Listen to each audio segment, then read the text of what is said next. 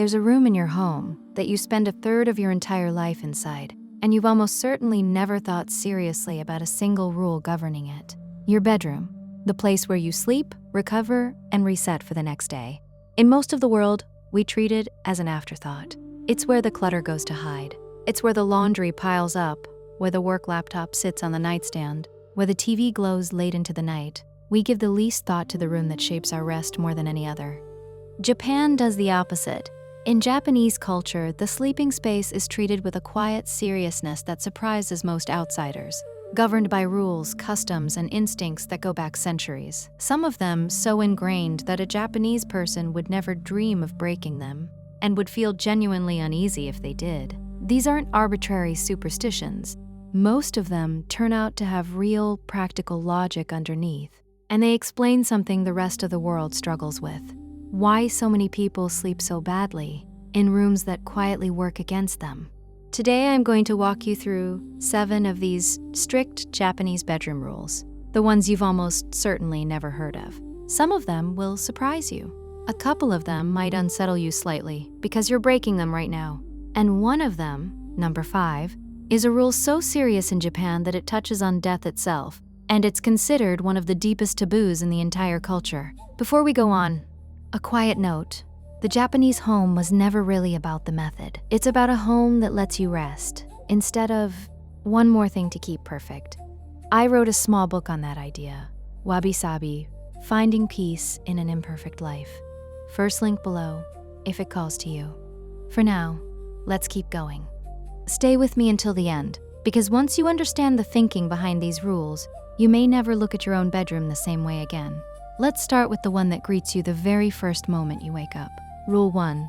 The bed gets made, or put away, immediately. In Japan, the sleeping space is dealt with the instant you rise. Traditionally, many Japanese sleep on a futon, a folding mattress laid directly on the tatami floor, and the very first act of the morning is to fold that futon and put it away in a closet, clearing the room completely. Where beds are used, the equivalent rule holds. The bed is made immediately without exception, the moment you're out of it.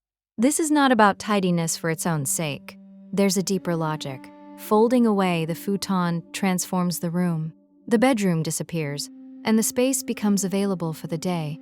The room isn't allowed to remain a sleeping room once sleeping is done. And even with a Western bed, making it immediately does something quietly powerful.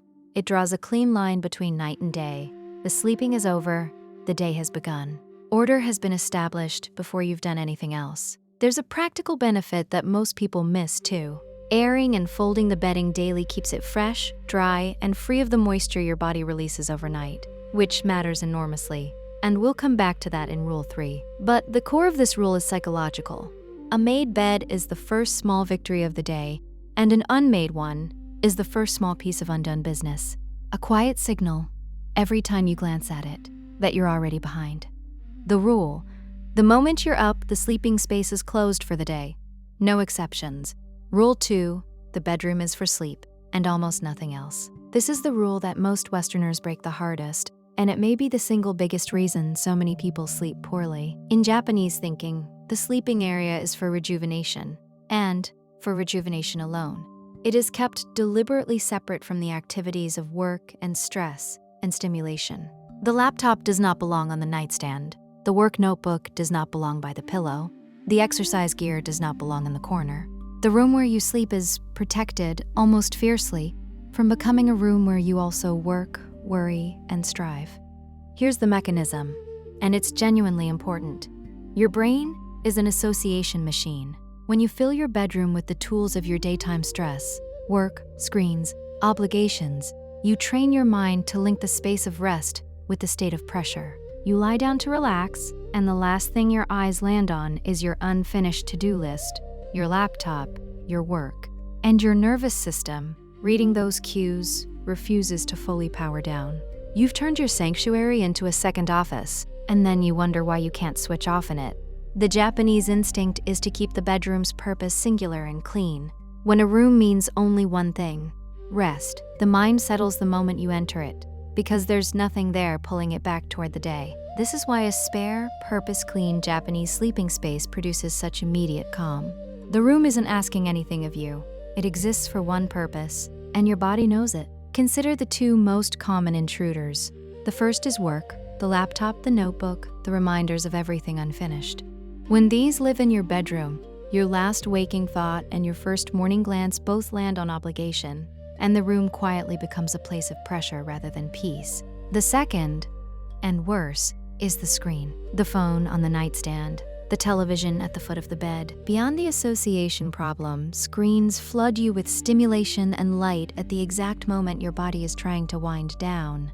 And then you lie there, wired, unable to understand why sleep won't come. The Japanese separation of the sleeping space from these things isn't old-fashioned strictness. It's a protection your nervous system desperately needs and rarely gets. The rule: work, screens, and stress stay out of the sleeping space. The bedroom means one thing only. Rule 3: the bedding must breathe. Here's one almost nobody in the West knows, and it reveals how seriously Japan takes the sleeping space. Japanese futons are regularly aired out, hung over a balcony rail or a frame, out in the sun, and often given a firm beating with a paddle to drive out moisture and freshen the fibers. This isn't an occasional deep clean. It's a routine, rhythmic part of caring for a home, done as often as the weather allows. The reasoning is both practical and, to a Japanese sensibility, almost a matter of basic hygiene and respect. Overnight, your body releases a surprising amount of moisture into your bedding, sweat and humidity that soak into the mattress and quilt. Left unaired, that damp warmth is exactly the environment that breeds dust mites, odor, and mustiness. Airing the bedding in the sun dries it out completely, and sunlight naturally freshens and sanitizes it. The result is bedding that stays dry, light, fresh, and genuinely clean. The difference, as anyone who slept in a freshly aired futon will tell you, is unmistakable. Now think about the Western equivalent. Most of us sleep on the same mattress for years, covered day and night, never aired, quietly absorbing moisture and everything that comes with it. We simply never think about it. The Japanese rule forces the question, when did you last let your bed actually breathe? Even with a Western bed, the principle applies, pulling back the covers to let the mattress air each morning, rather than immediately sealing it under a duvet, keeps it far fresher than most people's beds ever get. The rule: bedding is aired regularly and never left to sit damp. A bed must be allowed to breathe. Rule 4: the room must be simple and nearly empty. Walk into a traditional Japanese sleeping space, and the first thing you notice is what isn't there. There's no clutter, no towering piles of decorative pillows to remove before you can climb in, no stacks of unread books, no crowded surfaces, no visual noise. The room is spare, calm, and close to empty, and this simplicity is completely deliberate.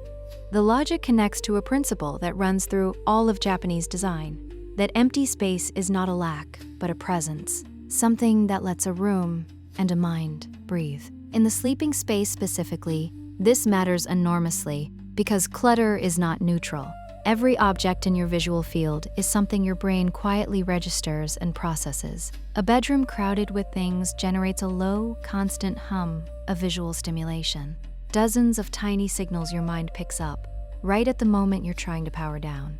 You don't experience it as noise. You experience it as a strange inability to settle, a restlessness you can't name. There's a beautifully practical version of this too. Consider the bed buried under 6, 8, 10 decorative pillows. The ones you have to clear off every single night just to lie down and pile back on every morning. In the Japanese view, that's an absurd barrier to rest. Every night you have to perform a small chore before you're even allowed to get into bed. Simplicity in the sleeping layout means the moment you're ready for sleep, you're in bed. No sorting, no friction, no obstacle between you and rest. The mind settles immediately. The rule: the sleeping space is kept simple and nearly empty. Nothing stands between you and rest. Rule 5: never sleep with your head facing north. Here it is. Number 5, the one I promised you. The rule that touches on death itself, and one of the deepest taboos in all of Japanese culture. In Japan, you do not sleep with your head pointing north. This custom is called kitamakura, literally north pillow, and it is avoided with a seriousness that genuinely surprises outsiders. A Japanese person arranging a bedroom, or a hotel arranging its rooms, will take real care to avoid positioning the sleeper's head to the north. The reason reaches back into Buddhist tradition. When the Buddha died, He is said to have lain with his head pointing north. Because of this, in Japanese custom, the deceased are traditionally laid out with their heads to the north, in preparation for burial. North-facing sleep, therefore, became associated with death. It is the position of the dead, not the living. To sleep that way is, in the cultural imagination, to arrange yourself as a body is arranged for a funeral, and so it is quietly, firmly avoided. Many Japanese people would feel a real unease sleeping with their head to the north, even if they couldn't fully explain why. The taboo runs that deep. And this is not a fading, forgotten custom. It's alive today. Ask almost any Japanese person about kitamakura, and they'll know exactly what it is, and most will admit they avoid it without even thinking. Hotels consider it when arranging rooms. Parents pass it to children. It's one of those cultural instincts absorbed so early and so completely that breaking it produces a genuine flicker of discomfort, even in people who consider themselves entirely modern and unsuperstitious. Whether or not you hold any belief about direction, there's something striking in this rule, and it's worth sitting with. It reflects a culture that takes the arrangement of the sleeping body seriously, as something meaningful, considered, and intentional, rather than random. In most of the world, the bed goes wherever it happens to fit, against whichever wall makes sense, facing whatever direction the room allows. Nobody thinks about it. In Japan, the orientation of the place where you lie down every night carries real weight. And that single difference, the idea that even the direction you sleep deserves thought, captures how seriously Japan treats a room the rest of us barely consider at all. The rule: never sleep with your head to the north. It is the direction of the dead. Rule 6: clean feet, clean body before clean bedding. This rule flows from one of the deepest principles in all of Japanese life: the strict separation of the clean and the unclean, and the refusal to carry the outside world into the private, restful interior. In Japanese culture, you do not bring the day's dirt into the bed. Bathing in the evening, properly washing the body clean before sleeping is deeply customary. The Japanese bath, the ofuro, is a ritual of getting genuinely clean and then soaking to relax, and it very often happens at the end of the day, before bed. You enter your fresh-aired bedding with a clean body, not with the sweat and grime of the day still on you.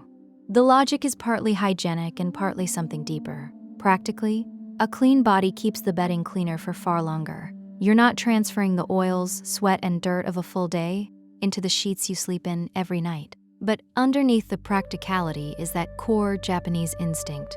The sleeping space is a sanctuary, a place of restoration, and you honor it by entering it clean. To climb into fresh bedding carrying the filth of the outside world would feel, to a Japanese sensibility, like a small violation of the space, meant to restore you. And this connects all the way back to the front door, to the shoes removed at the entrance, the outside kept outside. The bedroom is the innermost, most protected version of that same idea. It is where the separation between the dirty outer world and the clean inner sanctuary is most complete. You arrive there clean, or you don't arrive there right. There's a genuine sleep benefit hidden in this custom too. A warm bath in the evening does more than clean you. As your body cools down afterward, that drop in temperature is one of the natural signals that tells your body it's time to sleep. So the Japanese evening bath isn't only about hygiene and respect for the bedding. It's a quiet, centuries-old way of preparing the body for rest itself, cleansing, relaxing, and cueing sleep all at once. In a single ritual most of us have replaced with a rushed shower at the wrong time of day. The rule: you enter the bed clean. The day's dirt does not cross into the sleeping space. Rule 7: the room is for rest. Protected stillness. The final rule is less a single action than the principle that holds all the others together. The sleeping space must be protected as a place of stillness, calm, and quiet. In Japanese thinking, there's a value placed on seijaku, a sense of stillness, silence, and tranquility. And nowhere does it matter more than in the space where you sleep. The bedroom is guarded against the things that disrupt that stillness: harsh light, noise, clutter, screens, stimulation, the intrusion of the loud and restless day. It is kept dim, quiet, simple, and calm. An environment engineered, whether consciously or by deep instinct, for the nervous system to finally let go. Here's why this is the rule that ties everything together. Every other rule on this list serves this one. You make the bed and clear the room to establish calm. You keep work and screens out to remove stimulation. You air the bedding and enter clean to make the space feel fresh and restful. You keep it simple and empty to quiet the mind. You orient it with intention. Every rule is, in the end, in service of protecting the stillness of the room, because that stillness is what actual rest requires. And this is where the Japanese approach exposes what most of us get wrong. We treat the bedroom as the least important room, the dumping ground, the afterthought, and then we're baffled that we don't sleep well and never feel fully rested. Japan treats the sleeping space as one of the most important rooms in the home, worthy of real rules and real care, because it understands that the quality of your rest shapes the quality of your entire life. Protect the room where you sleep, and you protect everything the rest of your day is built on. The rule: the sleeping space is a sanctuary of stillness. Its calm is protected, deliberately, at all costs, bringing it all together. So let's gather all 7. The bed is closed for the day the moment you rise. The bedroom is for sleep and almost nothing else. The bedding is aired and allowed to breathe. The room is kept simple and nearly empty. The head never points north. You enter the bed clean. And above all, the stillness of the space is protected. Notice the thread running through every one of them. Not a single one of these rules is really about decoration, or superstition, or fuss. Everyone treats the bedroom as something the rest of the world has forgotten it is. Not a storage room, not an afterthought, not the place where the clutter and the stress and the leftover day pile up, but a sanctuary. A protected space with one sacred purpose, which is to restore you. Japan takes that purpose seriously, with real rules and real care, and it's a large part of why the sleeping space in a Japanese home feels so different the moment you step into it. Calm, clean, quiet, and complete. And here's what matters most for you. You don't have to adopt all 7 tonight, but you might pick one, the one that struck you most as you listened. Maybe it's clearing the work and the screens out of your bedroom. Maybe it's simply making your bed the instant you rise, or letting your mattress breathe in the morning instead of sealing it away. Pick one and treat your own sleeping space, for once, as something that deserves protecting. Because you spend a third of your life in that room. It shapes your rest, your recovery, and the texture of every single day. It might be time to start treating it that way. Now I want to hear from you. Which of these 7 surprised you the most? And be honest, which one are you breaking right now? Tell me the number 1 through 7 down in the comments. And if this changed how you think about your own bedroom, share it with one person whose sleep could use it. They spend a third of their life in that room too. I'll see you in the next one.